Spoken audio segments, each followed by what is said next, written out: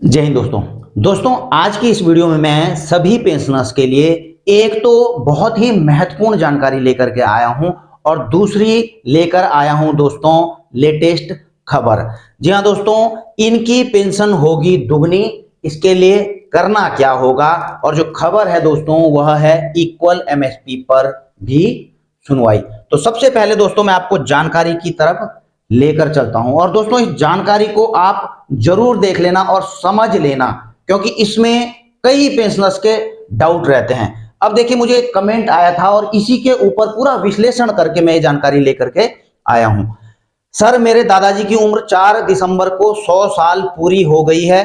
वह सेना के पेंशन धारक हैं। कई लोगों ने बोला है कि अब उनकी पेंशन डबल हो जाएगी। अगर यह बात सही है तो इसके लिए हमको क्या करना होगा? अपने आप पेंशन डबल होकर के आएगी या फिर जिस विभाग में थे वहां जाकर के संपर्क करना होगा? देखिए दोस्तों, इन सब चीजों का जवाब तो मैं आपको दूंगा ही इस कमेंट्स का उनको कि क्या करना होगा, लेकिन जो जानकारी है पेंशन के डबल होने की उसके बारे में मैं दोस्तों आपको बता देता हूं।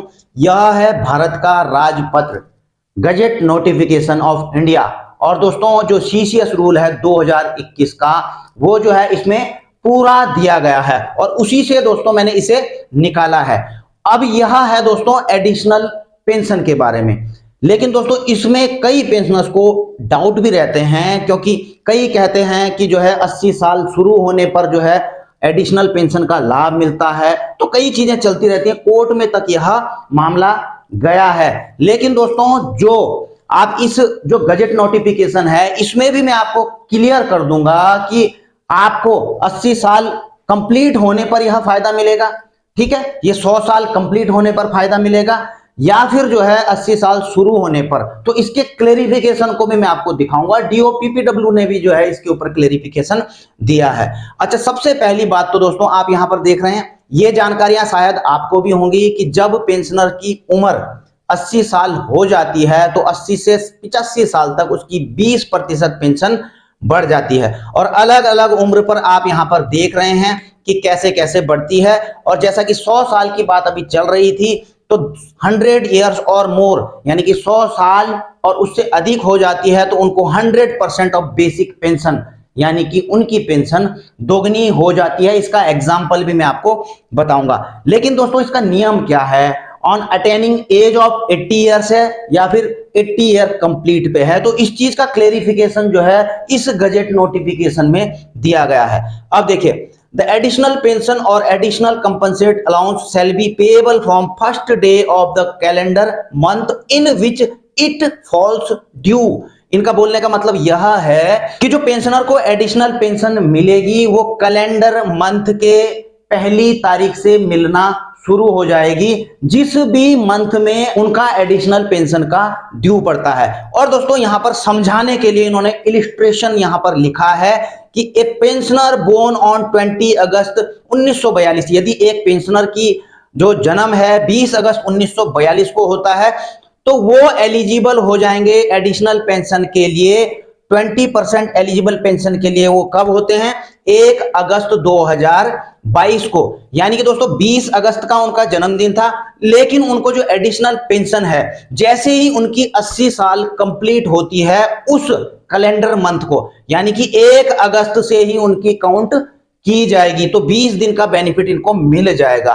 ठीक है, तो इस चीज को तो आप समझ गए होंगे कि यहां पर जो है जो इलिस्ट्रेशन दिया गया है इसके मुताबिक जो है 80 साल कंप्लीट होने पर, यानी कि जब 81वां साल आपको शुरू हो जाता है तो आपको एडिशनल पेंशन का लाभ मिलेगा।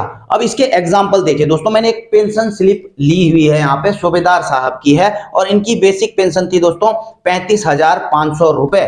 और जब इनको 80 साल हो गई तो आप देख रहे होंगे यहाँ पर एडिशनल पेंशन इनको 20% का एडिशनल पेंशन मिल रहा है और मिल रहा है 7100 रुपए।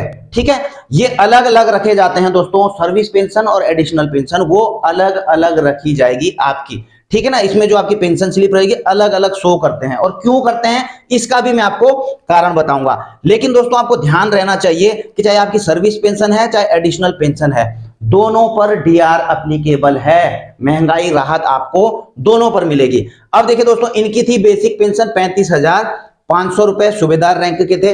80 साल की कंप्लीट जब इनकी उम्र हो गई तो 80 से 85 साल तक जो है इनको 20% यानी कि ये 7100 रुपए प्लस जो है इस पर डीआर भी मिलेगा।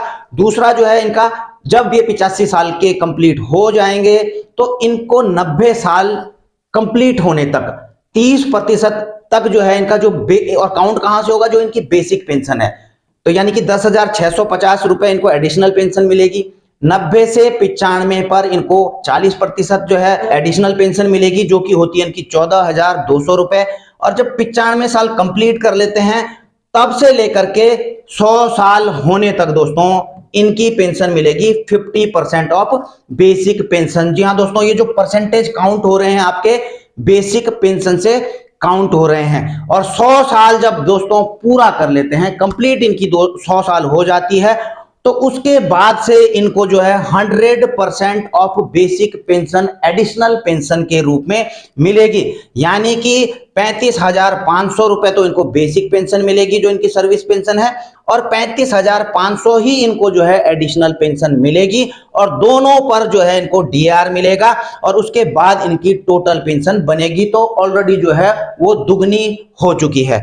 अब देखिए दोस्तों, जो मैंने आपको बताया था कि इसमें सर्विस पेंशन को अलग क्यों रखा हुआ है, एडिशनल पेंशन को अलग क्यों रखा हुआ है। देखिए, क्योंकि जो एडिशनल पेंशन काउंट होती है आपकी वो सर्विस पेंशन से काउंट होती है, और जो एडिशनल पेंशन है हमेशा अलग इसलिए रखी जाती है ताकि यहां पर पता लग सके आप एक्चुअली जो है एक्चुअल में कितना परसेंटेज जो है अभी बेसिक पेंशन का ले रहे हैं, तो वो कैलकुलेशन के लिए रहती है। क्योंकि बाद में किसी को कंफ्यूज हो जाएगा अगर सर्विस पेंशन में कर दिया कि हमारी सर्विस पेंशन कितनी है और उसको एडिशनल पेंशन मिल भी रही है या नहीं मिल रही है, इसलिए दोस्तों इसको अलग से रखा गया। हालांकि डीआर दोनों पर मिलता है। तो आप सोच रहे हो कि हमेशा जो है 35,500 पर ही इनको मिलेगी, ऐसा नहीं है दोस्तों। देखिए, इसमें दूसरा फायदा वाली बात यह है कि जब कभी भी रिवीजन होता है, चाहे वो सेंट्रल पे कमीशन होता है, चाहे ओआरओपी में होता है, या फिर कोई और सरकार के द्वारा कुछ घोषणाएं की जाती हैं, रिवीजन हो जाता है, अलग अलग सर्कुलर आते हैं, आपको पता ही है, उसके अनुसार अगर आपकी पेंशन रिवाइज होती है,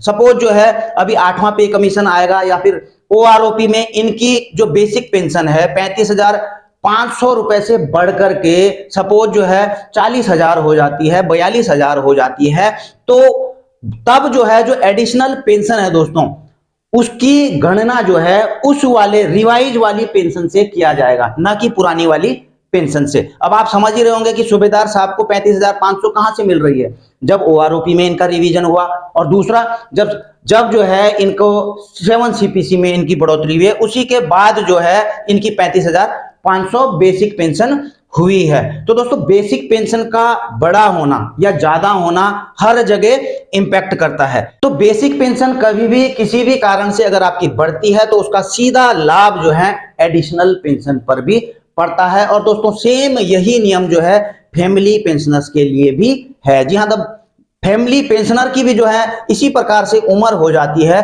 तो उनको भी जो है सेम इसी प्रकार से दोस्तों लाभ मिलता है।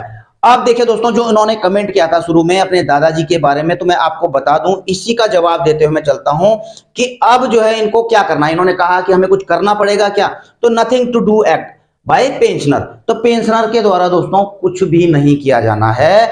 यह किसके द्वारा किया जाएगा, पेंशन डिसबर्सिंग एजेंसी के द्वारा। यदि बैंक से ये पेंशन लेते हैं तो बैंक सीपीपीसी जो है ऑटोमेटिकली इस चीज को कर देगा। अगर उनका स्पर्श पीसीडीए में जो है माइग्रेशन हो चुका है तो स्पर्श इनकी पेंशन में एडिशनल पेंशन को रिवाइज कर देगा, तो पेंशनर को कुछ भी करने की जरूरत नहीं है। और दोस्तों 5% अगर किसी गलती के कारण जो है यह नहीं किया जाता है तो ऐसे में जो है पेंशनर अपनी ग्रीवांस डाल सकते हैं। अगर बैंक से पेंशन लेते हैं तो बैंक को एक जो है एप्लीकेशन लिख सकते हैं, और स्पर्श से लेते हैं तो स्पर्श में ग्रीवांस डालते हैं। लेकिन दोस्तों इतना जरूर है कि उनका ये सारा बढ़ करके आ जाएगा। और दोस्तों जहां तक ये 4 दिसंबर वाली बात है, तो 4 दिसंबर को इनको 100 साल पूरे हो रहे हैं, तो 1 दिसंबर से दोस्तों इनको लाभ मिलेगा। यानी कि 31 दिसंबर को जब इनकी पेंशन आएगी तो ये जो 4 दिन हैं, इन 4 दिनों को भी जो है 100% में काउंट किया जाएगा। अब अगली बात करते हैं दोस्तों इक्वल एमएसपी के ऊपर। जैसा कि आपको पता ही है कि आज है 20 दिसंबर और इक्वल एमएसपी पर दिल्ली हाई कोर्ट में सुनवाई है। और वीर बहादुर सिंह जी ने पिछली बार जो मुझे अपडेट दी थी, मैंने आपके सामने हालांकि रख दिया था कि पिछली सुनवाई में 45 मिनट तक बहस चली थी। वॉइस ऑफ एक्सेसमेन सोसाइटी के जो एडवोकेट हैं, उन्होंने इक्वल एमएसपी के पक्ष में पूरे तथ्य रखे, पूरे जोरदार बहस की और जज साहब भी इनसे कन्विंस्ड दिखे। लेकिन जो है अगली तारीख मिली थी 20 तारीख की, जिसमें कि जो सरकारी वकील हैं उनको भी जो है मौका दिया गया अपनी बात रखने को। अब दोस्तों देखना यह है कि आज की सुनवाई में होता क्या है। अब होने को तो दोस्तों 3 कंडीशन है, या तो सुनवाई होगी या फिर जो है सुनवाई नहीं होगी। और दोस्तों अगर सुनवाई नहीं भी होती है तो अगली तारीख तो तब तो खैर तय है ही, लेकिन अगर सुनवाई होती भी है दोस्तों, तो जहां तक मैं समझता हूं, क्योंकि आज जो है सरकारी वकीलों की तरफ से जो है अपनी दलीलें पेश की जानी है, तो हो सकता है दोस्तों आज केवल उनकी सुनवाई हो। यानी कि अगर सुनवाई हो चाहे ना हो तो अगली तारीख तो पक्का है दोस्तों, क्योंकि अगर सुनवाई हो भी गई और फैसला सुरक्षित रख भी लिया तो फैसला देने के लिए, फैसला सुनाने के लिए भी दोस्तों हो सकता है अगली तारीख जो है कोर्ट की तरफ से दी जाए। वैसे आपकी तरफ से दोस्तों क्या राय है, आप भी जो है कमेंट बॉक्स में जाकर के लिख सकते हैं। तो दोस्तों जो भी होगा शाम को इसकी अपडेट दे दी जाएगी। वीडियो अगर आपको अच्छी लगी हो तो लाइक का बटन आप दबा सकते हैं। जानकारियां अगर आपको पसंद आई होगी तो अन्य पेंशनर्स को भी शेयर कर सकते हैं। चैनल में अगर आप नए हैं तो चैनल को सब्सक्राइब करके बेल आइकन का घंटा दबा सकते हैं, ताकि आपको मेरी आने वाली वीडियोज की नोटिफिकेशंस मिलती रहे। जल्द मिलेंगे नई वीडियो में नई जानकारी के साथ। जय हिंद, वंदे मातरम।